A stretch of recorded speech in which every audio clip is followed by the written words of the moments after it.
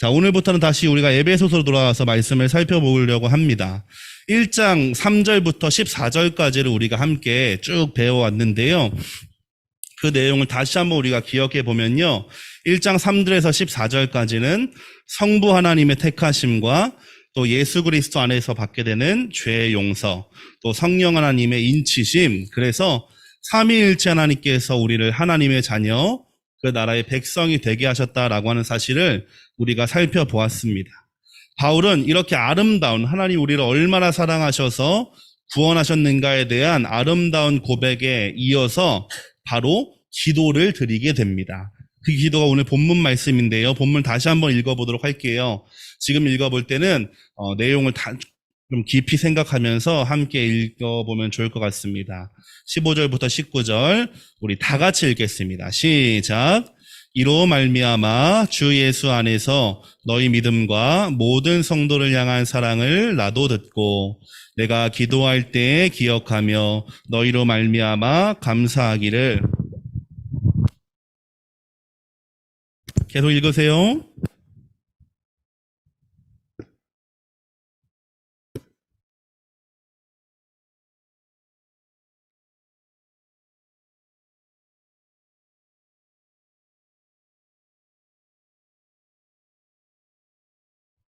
그의 힘의 위력으로 역사하심을 따라 믿는 우리에게 베푸신 능력의 지극히 크심이 어떠한 것을 너희로 알게 하시기를 구하노라. 근데 이게 오늘 우리가 살펴볼 내용이에요. 우리가 계속해서 배우고 있는 에베소서에는 바울의 기도가 두 가지가 기록되어 있습니다. 그 중에 첫 번째 기도는 오늘 본문인데 그 주제는 알게 하옵소서입니다. 따라해 보겠습니다. 알게 하옵소서. 바울이 무엇인가를 알게 하여 주시기를 구하는 것이 에베소 교회를 위해서 드리는 바울의 기도의 내용이라고 하는 겁니다. 본문을 살펴보게 되면은 어떤 것을 알게 하여 주시기를 바울이 기도하고 있는지 우리가 발견할 수가 있는데요. 첫 번째, 바울이 이제 하나님께 기도하는 거예요. 하나님, 에베소 교회의 성도들이 이것을 알았으면 좋겠습니다. 라고 기도하는 거거든요. 첫 번째, 무엇을 알면 좋겠다고 기도할까요? 본문을 살펴보시면 알 수 있을 것 같은데,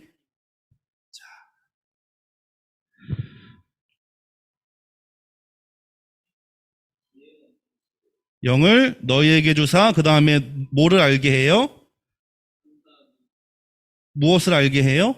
하나님을 알게 하시고. 자, 저기 15, 16, 17절 뒤에 마지막 보시면은 지혜와 계시의 영을 너희에게 주사 누구를 알게 하시고? 하나님을 알게 하시고. 첫 번째 바울의 기도의 내용이에요. 하나님을 알게 하옵소서. 자, 두 번째. 또 바울은 이렇게 계속해서 기도하는 거예요. 너희 마음의 눈을 밝히사 그의 부르심의 소망이 무엇인지를 알게 해달라고 기도해요. 부르심의 소망이죠. 자, 세 번째. 또 계속해서 기도하죠. 성도 안에서 그 기업의 영광의 풍성함, 기업의 영광의 풍성함. 자, 마지막 네 번째.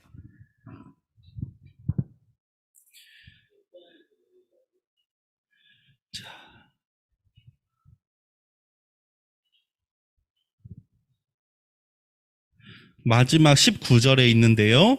그의 힘의 위력으로 역사하심을 따라 믿는 우리에게 베푸신 능력의 지극히 크심. 능력의 크심. 바울은 하나님께 이렇게 기도하는 거예요. 에베소 교회 성도들이 이 네 가지를 알 수 있었으면 좋겠습니다. 하나님, 그들이 하나님을 알게 해주시고, 그들이 부르심의 소망이 무엇인지를 알게 해주시고, 그들이 기업의 영광의 풍성함이 무엇인지를 알게 해주시고, 그들이 하나님의 능력이 얼마나 큰지를 알게 해달라고 기도하는 거예요. 이것이 새롭게 시작하고 있는 이방인 중심의 에베소 교회를 향한 바울의 기도였고, 또 여러분을 향한 저의 기도의 내용이기도 해요. 여러분이 하나님을 알게 되며 또 각 사람을 향하신 부르심을 깨닫고 하나님 나라의 풍성함과 성도를 향하신 하나님의 능력이 얼마나 위대한지를 알게 되는 것. 그게 바울의 기도였고 저의 기도였다라고 하는 거예요. 여러분에게도 이 네 가지 사실을 깨닫게 되고 알게 될 은혜가 있기를 축복합니다. 아멘. 네. 제가 지난주 예배를 마치고 여러분 이제 노트 열심히 하고 있는 걸 한번 다시 오랜만에 살펴봤어요. 잘하고 계시는데 여러분 제가 여러분에게 이렇게 설교 노트, 말씀 노트를 만들어 드린 첫 번째 이유는 설교를 잘 들어주십사. 그리고 들을 때 여러분 기록하다 보면 조금 더 정리가 쉬우니까 목표가 있었는데 더 중요한 것은 무엇이냐면 오른쪽 밑에 보면은 기도의 내용들이 있죠. 결심의 내용들, 적용하는 내용들이 있어요. 여러분 모든 말씀 묵상의 핵심은 적용이에요. 적용. 새로운 걸 알게 되는 것도 중요하고 몰랐던 것을 배우게 되는 것도 중요하지만 가장 중요한 것은 그날 읽은 성경의 말씀을 통해서 하나님이 나에게 주시는 음성과 메시지는 무엇인가? 나는 그 말씀을 바탕으로 어떻게 할 수 있을까라고 하는 이 적용이 가장 중요해요. 그래서 여러분 말씀 노트를 작성하실 때 이렇게 학교에서 공부하듯이 필기하는 것도 중요하지만 오른쪽 아래에 있는 적용하는 부분을 조금 더 신경 써서 기록해 보시면은 여러분이 성경을 이해하고 알아가는 데 더 큰 도움이 될 것 같습니다.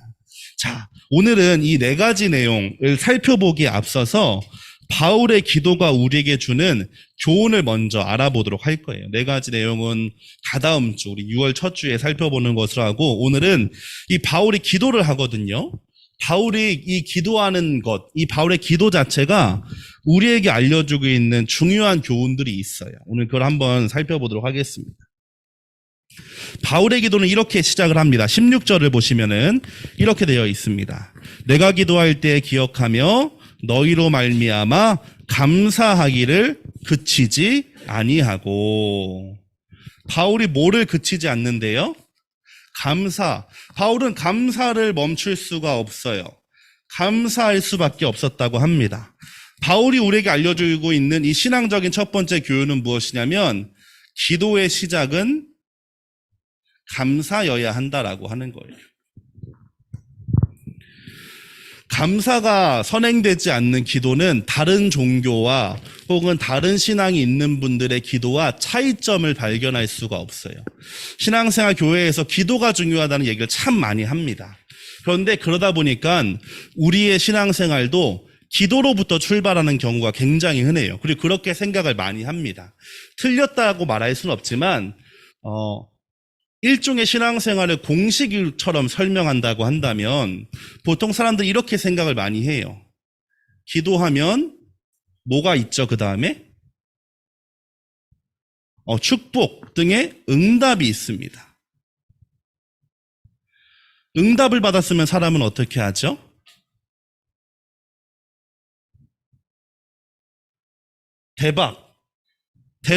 대박이라고 했죠. 대박이라고 하나님 대박이에요. 감사합니다. 그리고 더 나아가서 하나님을 찬양합니다. 사실 사람들은 신앙생활 이렇게 생각을 많이 해요. 기도하고 기도의 응답을 받고 그래서 응답받아서 감사하고 그 응답을 하나님을 찬양하는 것을 신앙생활이라고 많이 생각을 해요. 그런데 오늘 바울의 기도를 보면서 우리가 알게 되는 것은 무엇이냐면 이 출발점이 무엇인가가 잘못되었다. 기도의 진정한 출발은 감사로부터 출발해야 된다는 사실을 바울은 우리에게 알려주는 거예요. 일반적인 종교, 기독교 신앙을 제외한 많은 종교들도 기도가 있습니다.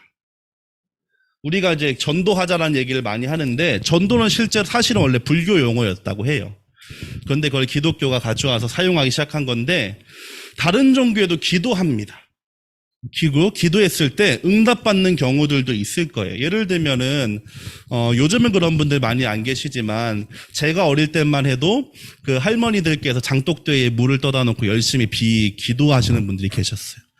그렇게 기도하면은 실제로 응답되는 것처럼 느껴지게 되는 상황들도 있었어요.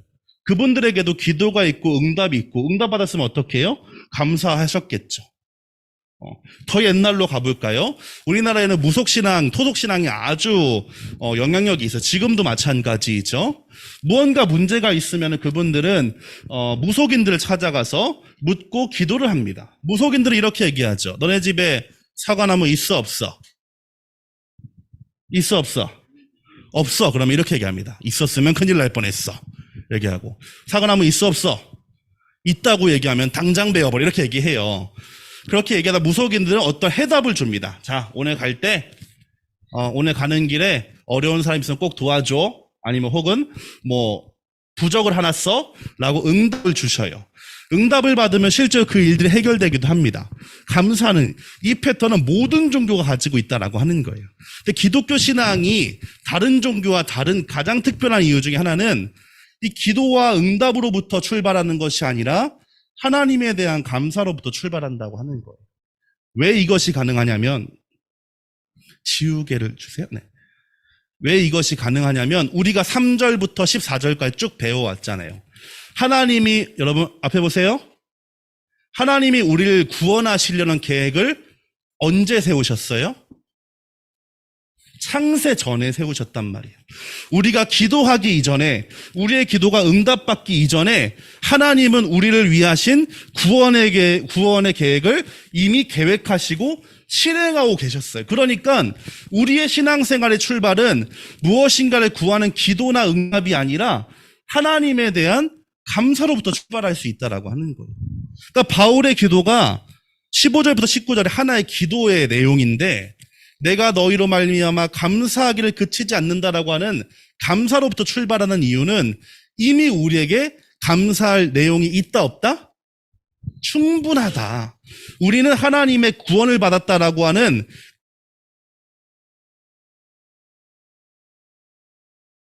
시작하고 감사로부터 신앙생활을 시작할 수 있다라고 하는 거예요.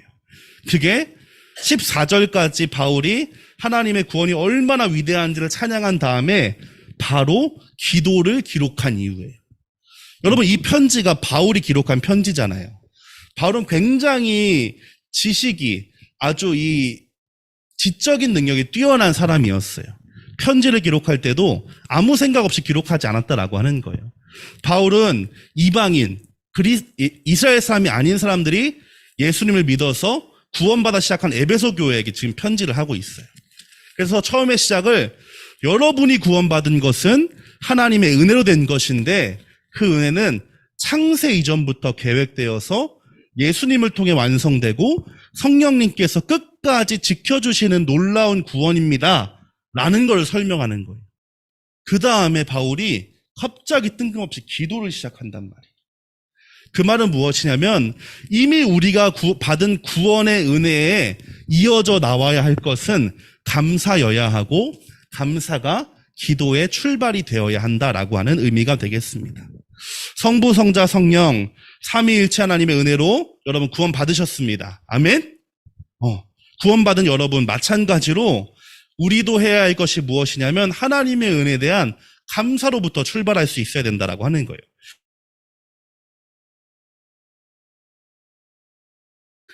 기도의 대상이에요.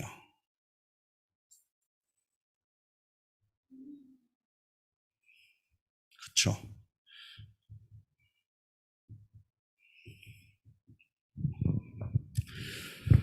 자, 우리가 교회에서 할 때 주여라고 외치면서 기도하기도 하고 기독교 신앙에서 십자가의 은혜를 빼놓을 수가 없잖아요.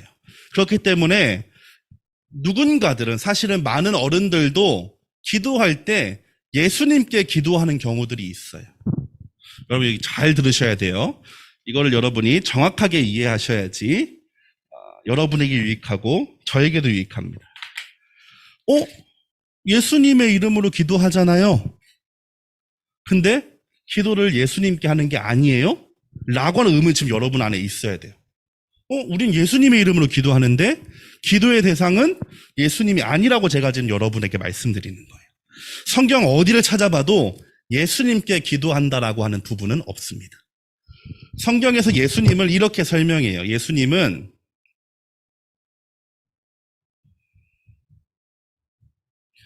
중보자라고 설명하고 있습니다.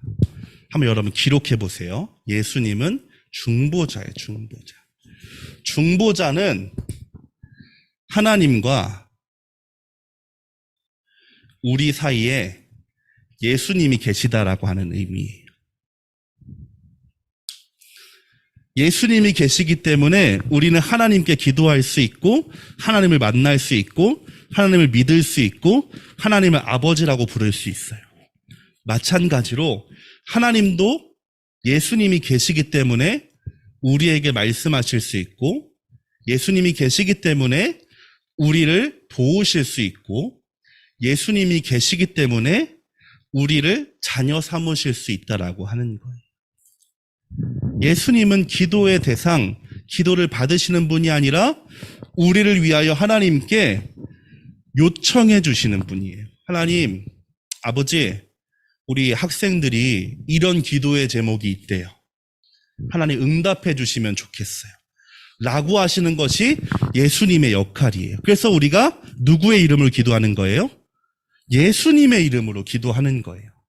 여러분, 이 그림을 한번 여러분이 잘 보시고 머릿속에 새겼으면 좋겠습니다.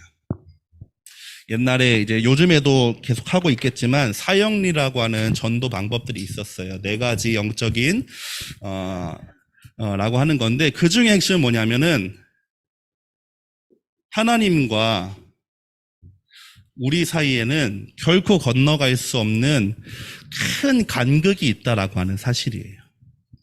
아담의 범죄로부터 여기에는 죄로 인해서 발생된 큰 간극, 그랜드 캐니언도 다 표현할 수 없을 만큼 누구도 건너갈 수 없는, 우리도 건너갈 수 없고 하나님도 건너올 수 없는 큰 갭이 여기 안에 발생했어요.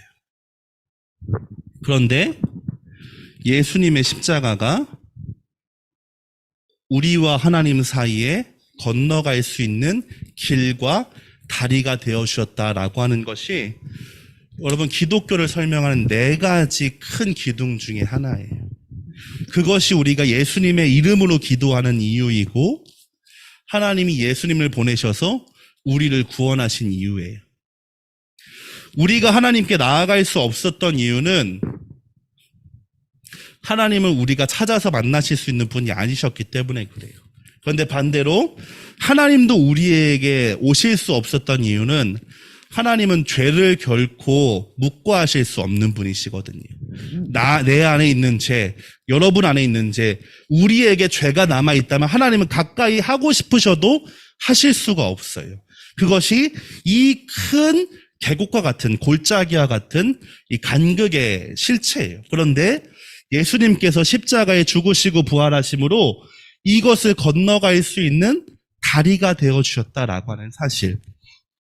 그래서 우리는 예수님의 이름을 기도할 뿐만 아니라 하나님을 아버지라고 부를 수 있고 하나님 우리를 자녀라고 부르실 뿐만 아니라 우리에게 정말로 오랫동안 주고 싶으셨던 은혜와 행복을 주실 수 있게 되었다라고 하는 사실이에요. 바울이 이 기도를 통해서 우리에게 알려주고 있는 것은 우리의 기도의 대상은 오로지 하나님 아버지라고 하는 사실입니다. 이 기도의 대상을 아는 것은 왜 중요하냐면 내가 기도하는 분, 내 기도를 들으시고 응답하시는 분이 누구인지를 분명하게 알아야지 기도의 내용과 기도를 대하는 우리의 태도가 바뀌기 때문에 그래요. 막연하게 기도하잖아요. 막연하게 기도하게 되면 기도가 막연해져요. 아무거나 기도하게 돼요.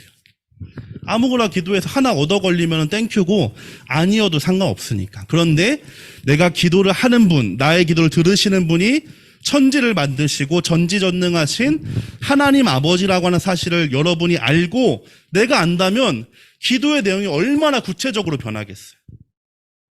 전지전능이잖아요. 모든 것을 알고 모든 것을 하실 수 있다는 거잖아요. 하나님 오늘도 잘 지내게 해주세요. 제가 행복하게 살게 해주세요. 라고 하는 막연한 기도를 넘어서서 나의 모든 생각과 내 고민과 내 미래에 있을 일들 또한 다 아시는 하나님, 그 하나님이 나와 영원히 함께 하실 뿐만 아니라 그때마다 내게 필요한 것을 도우실 수 있다는 것을 여러분이 아시게 된다면 기도는 구체적으로 할 수밖에 없게 돼요. 하나님, 제가 이번에 이러이러한 시험을 준비해요. 저에게는 이만큼의 점수가 필요해요. 이 다음이 기도가 중요해요. 무조건 붙게 해주세요가 아니죠. 제가 그 목표를 달성할 수 있게끔 저에게 지혜를 주시고 끈기를 주시고 포기하지 않는 마음을 달라고 기도하게 되는 거예요. 후에 여러분이 직장생활 하시게 되실 때 여러 가지 선택의 기로들이 발생할 수가 있어요. 그 선택의 기로에서도 하나님 연봉 많은데 좋은데를 기도하는 것이 아니라 하나님이 저를 향하신 계획이 있다는 것을 내가 믿는데 그 계획을 제가 잘 이룰 수 있는 곳으로 저를 보내주세요. 라고 저와 여러분의 기도가 구체적으로 변하게 된다라고 하는 거예요. 여러분의 기도 생활 한번 돌아보게 될까요? 여러분 기도할 때 어떻게 기도하세요? 저도 여러분과 같은 나이 때 아주 막연하게 기도했던 것 같아요. 하나님 오늘도 잘 지내게 해주시고 이런 정도의 기도였던 것 같아요. 근데 우리가 하나님 우리의 기도를 들으시고 응답하시는 분이 누구인지를 분명하게 알게 될 때 여러분의 기도는 변하게 된다, 구체적이 된다. 하는 구체적인 기도에는 구체적으로 응답하시는 분이신 줄로 믿습니다. 재미있는 얘기를 하게 되면 제가 이제 20대를 지나면서 요즘에도 그렇게 하는지 모르겠는데 제가 학생일 때는 그 배우자 기도가 굉장히 중요한 화두였어요. 그래서 배우자 기도가 굉장히 중요한 화두였는데 선배 누나들은 어떤 누나는 100가지를 기록해놓고 기도했다더라 뭐라고 하는 얘기가 전설처럼 내려오곤 했었어요. 저도 그래서 속으로는 100가지나 기도할 게 있을까 하고 비웃었지만 기도를 했을까 안 했을까요? 기도를 했죠. 제 속에 있었던 여러 가지 기도 제목 중에 하나는 첫 번째는 하나님 제 배우자가 될 분이 신체적으로 건강한 분이었으면 좋겠고 정신적으로 건강한 분이었으면 좋겠고 행복한 가정에서 자란 분이었으면 좋겠어요. 그리고 그분이 피아노를 칠 수 있다면 조금 더 좋을 것 같고 머리는 긴 생머리였으면 좋겠어요. 라고 기도했어요. 5가지 정도 기도한 거죠. 5가지가 응답이 됐을까 안 됐을까요? 다 됐어요. 그래서 제가 친구들한테 농담으로 얘기해요. 내가 그때 얼굴도 예뻤으면 좋겠다 막 이렇게 농담 얘기하는데 농담이고 하나님은 그 5가지 기도했기 때문에 5가지만 응답해 주셨다 이게 아니라 우리의 기도가 구체적으로 변할수록 하나님의 응답도 구체적으로 변하게 되고 하나님의 응답이 구체적으로 변하게 된다면 우리의 감사도 더욱더 구체적으로 변하게 된다고 하는 거예요. 여러분 신앙생활을 자꾸 막연하게 뜬구름 잡듯이 이상을 쫓듯이 생각할 필요가 없어요. 신앙생활은 굉장히 현실적이고 실제적이고 구체적일수록 좋아요. 그러니까 여러분 기도하실 때 하나님 아버지께 나의 기도의 대상이 누구인지 분명히 아실 뿐만 아니라 그분이 어떤 분인지를 아셔서 여러분의 기도가 구체적으로 변하고 여러분의 기도의 응답 또한 구체적인 응답이 되기를 소망합니다. 아멘. 자, 3번째. 우리가 마지막으로 나눌 내용은 바울이 드린 기도의 내용에 대한 건데요. 16절을 함께 읽겠습니다. 시작. 내가 기도할 때 기억하며 너희로 말미암아 감사하기를 그치지 아니하고. 그 다음 17절 시작. 우리 주 예수 그리스도의 하나님 영광의 아버지께서 지혜와 계시의 영을 너희에게 주사 하나님을 알게 하시고. 바울이 이 에베소 교회 교인들을 위하여 기도할 때 4가지를 알게 해달라고 기도를 하잖아요. 그쵸? 그래요. 이 4가지를 하나님 알게 해주셨으면 좋겠습니다 라고 기도하는데 이 기도를 시작하기에 앞서서 먼저 드렸던 기도의 내용이 있어요. 무엇인지 한번 찾아보실까요? 감사도 있었어요. 기도의 내용에 관한 거예요. 바울은 이 4가지를 알게 해주세요라고 기도하기 전에 한 가지를 구체적으로 먼저 구하고 기도를 시작합니다. 마치시는 분에게는 5,000원 상당의 기프티콘 여러분이 원하는 그 브랜드로 드리도록 하겠습니다. 자, 성경에 다 있습니다.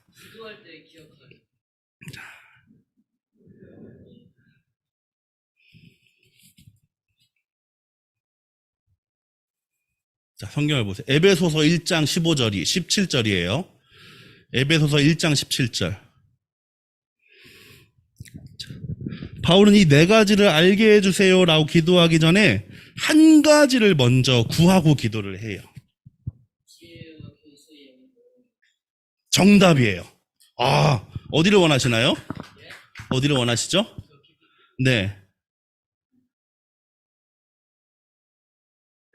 세븐일레븐. 핸드폰이 없죠? 아버지께 보내드릴게요. 네. 어머니께 보내드릴게요. 자, 따라해 보겠습니다. 지혜와 계시의 영을 너희에게 주사. 한 번 더. 지혜와 계시의 영을 너희에게 주사. 지혜와 계시의 영. 자, 하나님에 대해 또 그의 부르심에 대해 하나님 나라의 풍성함과 능력을 알기 위해서 선행되는 조건이 있다라고 하는 거예요. 이 지혜와 계시의 영을 받는 것, 선행되는 조건이 있어야만 이 바울이 이어서 기도할 네 가지의 내용들을 알 수 있게 된다고 하는 거예요. 여러분 잘 기억하세요. 하나님이 우리에게 주시는 지혜와 계시의 영으로 충만해져야지만 이 바울이 정말로 이들에게 주고 싶었던 네 가지 선물, 하나님을 아는 것과 부르심의 소망을 아는 것과 기업의 영광의 풍성함을 아는 것과 능력의 크심을 아는 것을 깨닫게 될 수 있다라고 하는 겁니다. 지혜라고 하는 것은 지식이라고 하는 의미예요.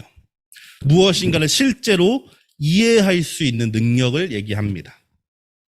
예수님은 이렇게 말씀하셨어요.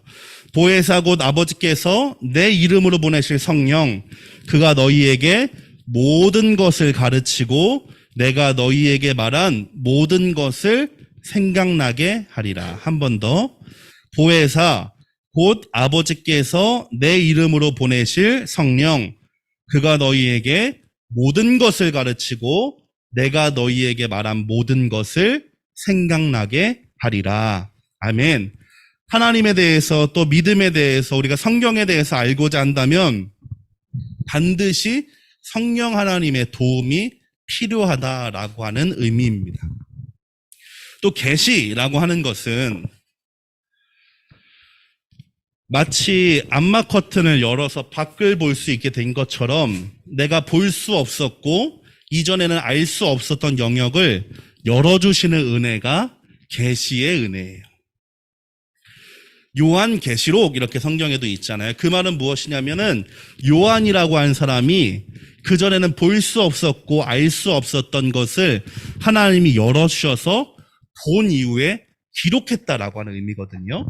계시라고 하는 것은 우리가 이전에는 알 수 없었던 영역을 하나님이 우리에게 알 수 있도록 열어주셨다라고 하는 의미가 돼요. 그 말은 무엇이냐면 성령님이 아니시면, 성령님의 도움이 없이는 우리가 알 수 없는 것이 있다라고 하는 거예요. 제가 대학생 때 장애인 시설이 있는 섬에 들어가서 봉사활동을 한 적이 있는데 거기에는 지적장애도 있고요, 신체장애도 있고요, 말 못하시는 분도 있고요, 언어를 제대로 구사할 수 없어서 소리를만 내시는 분들도 있어요. 근데 거기에 교회가 있고 그분들도 예배를 드리세요. 근데 그분들의 예배는 결코 모르는 사람, 하나님을 알지 못하는 사람이라면 할 수 없을 정도로 아주 진실되고 온전한 예배라는 것을 제가 분명히 느낄 수 있었어요. 하나님을 아는 것, 하나님을 믿는 것, 믿음을 가지는 것은 지적 수준에 의해서 결정되지 않아요. 여러분 잘 기억하세요. 하나님을 아는 것, 성경을 믿게 되는 것은 지적 수준으로 결정되지 않아요. 지적 수준에 의해서 우리의 믿음이 결정되고 믿음의 단계가 나눠진다고 한다면은 더 많은 것을 아는 분들이 더 믿음이 좋아야 하겠지만 믿음의 세계는 결코 그렇지 않다는 얘기예요. 반대로 바꿔서 얘기하면 성령님이 아니시라면 알고 싶어도 알 수 없는 것이 존재하고 반대로 성령님이 우리 안에 계시고 우리 안에 깨닫게 해주시고 기억나게 해주신다면 우리는 우리의 지식과 지성으로는 알 수 없는 것들도 알 수 있게 된다라고 하는 사실이에요. 그리고 그곳에서부터 우리의 믿음은 한 발자국씩 나아갈 수 있게 된다라고 하는 것입니다. 여러분, 여러분의 믿음이 자라기 원하십니까? 여러분의 믿음이 어제보다, 지난주보다 오늘 조금씩 나아지길 원해요? 그런다면 우리는 이렇게 기도할 수 있어야 합니다. 하나님 아버지, 성령님을 통해서 지혜와 계시의 은혜를 주시옵소서. 따라서 해볼까요? 하나님 아버지, 성령님을 통해서 지혜와 계시의 은혜를 주시옵소서. 한 번 더. 하나님 아버지, 성령님을 통해서 지혜와 계시의 은혜를 주시옵소서. 여러분이 기도하셨기 때문에 하나님 여러분에게 지혜와 계시의 영이신 성령님을 보내주셔서 여러분이 이전에는 아실 수 없었던 놀라운 믿음과 신앙과 영적인 세계를 열어주실 줄로 믿습니다. 아멘. 그렇게 될 때 우리의 믿음 생활과 신앙 생활은 그 피상적으로 나 교회 가 정도가 아니라 나는 살아계신 하나님을 믿고 하나님 나에게 주신 부르심을 알게 되고 그 하나님이 나에게 얼마나 큰 선물을 주셨으며 위대하신 능력으로 날 도우신다라고는 사실을 아시게 될 거예요. 이 내용들은 아쉽지만 2주 뒤에 살펴보는 것으로 하겠습니다. 오늘 배운 내용 3가지였습니다. 바울의 기도는 우리에게 신앙적인 교훈 3가지를 알려줘요. 첫 번째, 기도의 시작은 무엇으로 시작해야 된다? 감사로 시작해야 된다. 우리에겐 이미 구원이라고 하는 충분한 감사의 이유가 있기 때문이다. 두 번째, 기도는 누구에게 하는 것이다? 하나님 아버지께 하는 것이다. 내가 기도하는 대상, 나의 기도를 들으시는 분이 누구인지 알 때 우리의 기도는 더욱더 구체적이고 분명해진다. 세 번째, 우리가 신앙생활을 할 때 반드시 필요한 것이 성령님의 도움인데 특별히 지혜와 계시의 은혜가 우리에게 있어야 한다. 그래야지 우리가 이전에 알 수 없고 볼 수 없었던 영역을 하나님 우리에게 보여주셔서 우리의 믿음을 더 성장하게 하여 주실 줄로 믿습니다. 기도하고 마치겠습니다. 하나님, 오늘도 함께 말씀을 나누고 특별히 에베소서의 이 바울의 기도를 통해서 우리가 기억해야 되는 내용들을 살펴보았습니다. 나의 기도, 나의 믿음은 어디서부터 출발하는지 이미 받은 구원에 대한 감사로부터 출발할 수 있도록 도와주시고 기도할 때에 나의 기도에 충분히 응답하실 능력이 있으신 하나님 아버지께 기도하게 도와주시며 특별히 우리에게 지혜와 계시의 성령을 보내주셔서 우리의 믿음이 날마다 한 걸음씩 성장하고 성숙할 수 있도록 도와주시고 함께하여 주옵소서. 예수님의 이름으로 기도드립니다. 아멘.